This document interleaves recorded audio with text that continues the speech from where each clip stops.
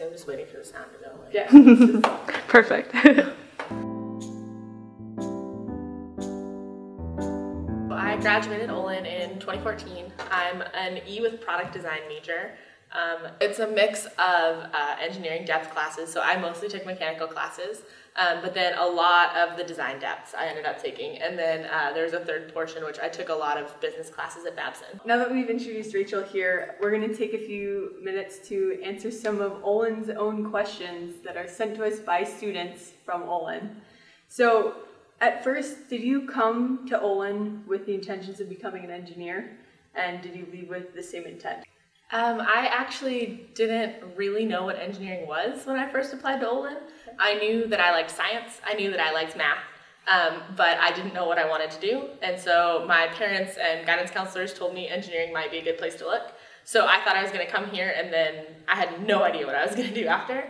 And leaving, I very much knew that I wanted to be a PM because I had experience both here and in internships. You are not an engineer on your own team when you're a PM in the real world. And so you have to figure out how to influence people without being in charge or being able to go just do the work yourself. Well, we're now at the Microsoft portion of Coffee Talks. Do you want to give us a little Microsoft pitch? Microsoft has been really growing. Like, it has made me grow a lot. I think, first of all, the scale is entirely different. At Olin, I was really excited when, we got 50 views on a website or 50 orders for a product, and I was really excited. But now I work in scales of hundreds of millions of people using our products. And so that's been really awesome.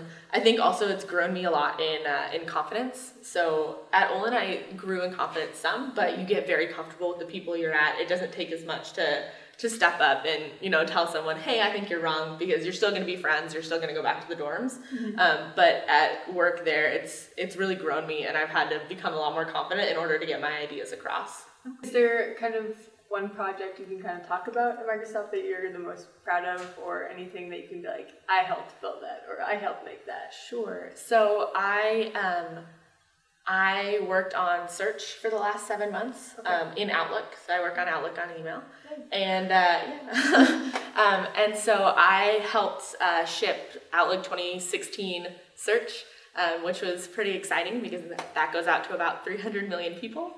Wow. And it was cool because it's something that I've been using for a long time. My family used Outlook, Olin used Outlook, I use Outlook at Microsoft, and so it's kind of cool that I was able to put my own touch on a product that so many people use and I've used for such a long time. It was really cool. What is an example of culture shock you've had after coming out of Olin? Was there a point where you're like, wow, we are not in Kansas anymore? When I switched to my current search team, so before I was on a really user-facing team, it was half women, half men, very friendly, everyone was very nice. And then I switched over to the search world and Exchange and back-end and technical, and all of a sudden, I was the only woman in the room, ever.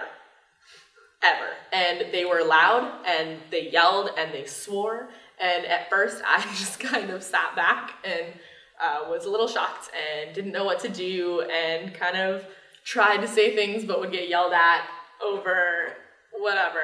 And it was shocking because at Olin, everything is so balanced. Everyone's polite. There's not a lot of competition. They're trying to move forward as a team.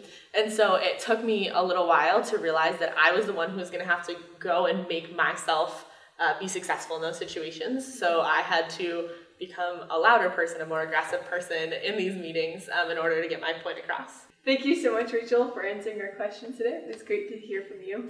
Thank you.